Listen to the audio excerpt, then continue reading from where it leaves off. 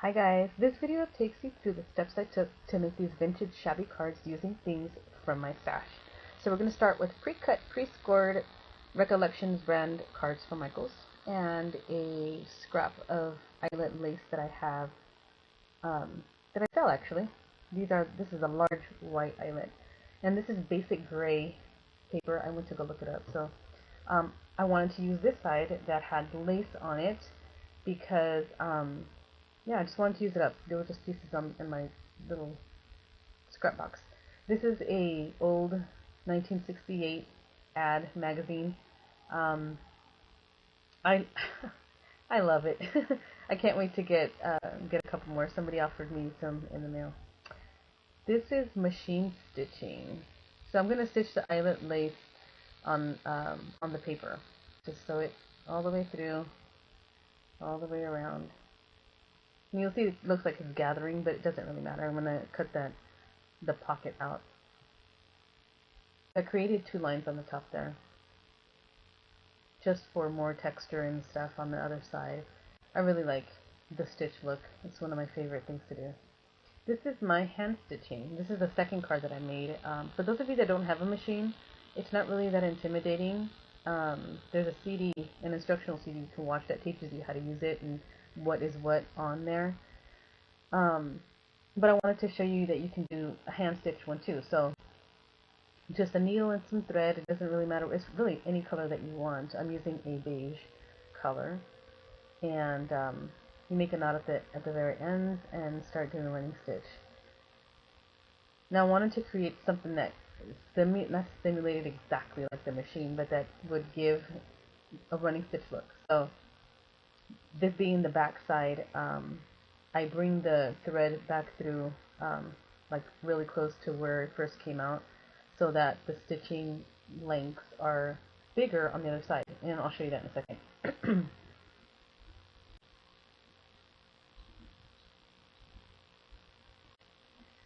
This is the end here, and I'm just running it a couple times through so that I can close it off and put a knot in it.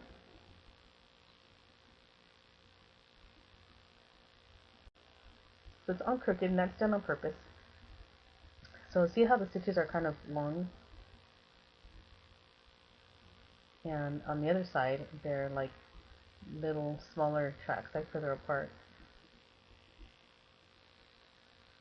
So I went ahead and just folded the card and used some old paper distress ink and started to just stain the edges. And I took it all the way into the center of the card too, just because I like the color, I like the yellowing of it.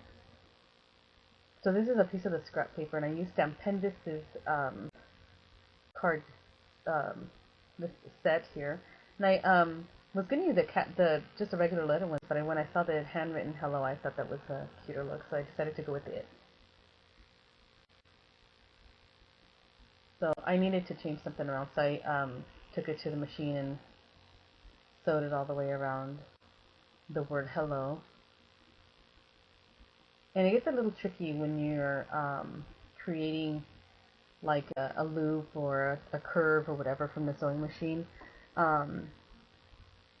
You might have to like lift the foot a little bit to get it to go, but there's like these tracking things on the bottom that pulls in your fabric or your paper or whatever you're using or sewing on.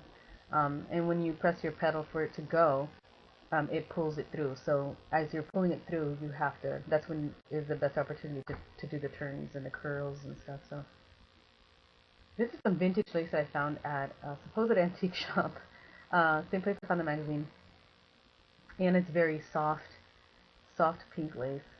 And yeah, she thought it was worth way more than what she originally priced it. So had to fight with her a little bit on that. But there wasn't a whole, I mean, there's not a lot on the card. But anyways. So what I normally do is I just kind of lay things out, and I do this with every project. I lay things out before I decide that, where I want it, right before I start tacking it down. That's just easier for me to do that, because I don't pre-plan anything. So I'm gonna kind of just go. I just wing it as I go. So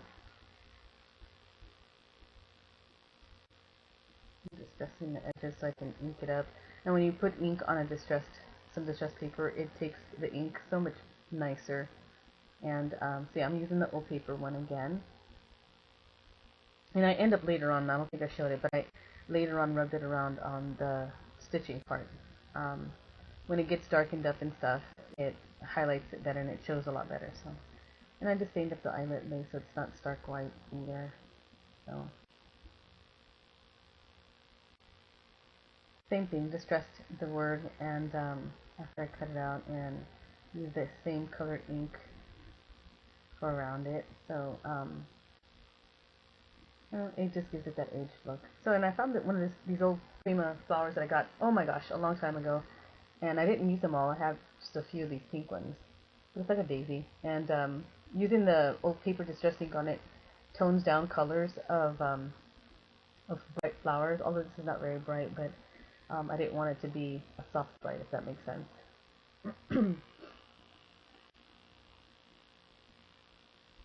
So I'm shaking off whatever little bits of paper still left. So I'm just setting it down, figuring out where I want it exactly. I changed my mind a lot.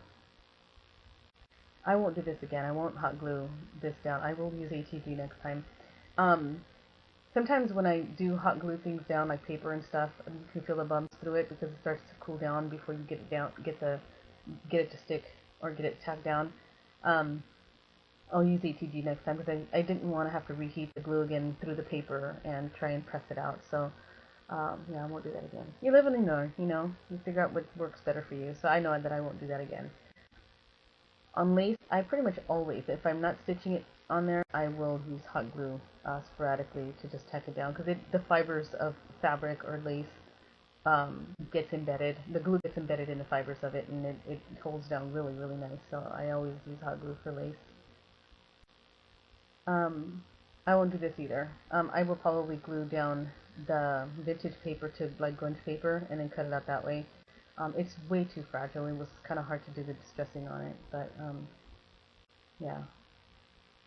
I really love this vintage paper. The ad is just so gorgeous, and it's about wigs, so it's not doesn't have a theme to it, and it doesn't have to. So you just use whatever you like to use. No biggie. So I'm gonna use some of this this string. I'm just gonna call it string, and I'm gonna string it through the buttons, and I don't know if I brought it. No, I just put it through two sides, and then I just did a double knot. I didn't feel like doing the bow, so yeah, I didn't do the bow. The double knot, and then I just clip the string off, and then I'm gonna use that for the flower center. Something simple, you guys. You don't have to go out buying a bunch of stuff. If you already have some things, and I know a lot of us hoard, we're really good hoarders. But look around at what you have, and keep some scraps. If you're not sure what to do with it, this is what you can do with it. Make a few cards, put them away for when you wanna send one off to someone. Mix your colors of laces, or just play with stuff. That's why we have a craft room and a craft space, right? Anybody that does crafting has that. If you don't have a room, you have a corner of your house somewhere. So, and I know you have boxes of things hiding in different places. So, oh gosh, I have like laces in like 3 different areas of my room. So, and a ribbon. So what I did is I just took off some of the pearls here, and was placing them, and I just wanted to create what look like little air bubbles, I guess. But it gives it a very soft, whimsy look. I really like it. So that's that card. And here's the two together. Thanks you guys for watching. I appreciate it. Have a good day.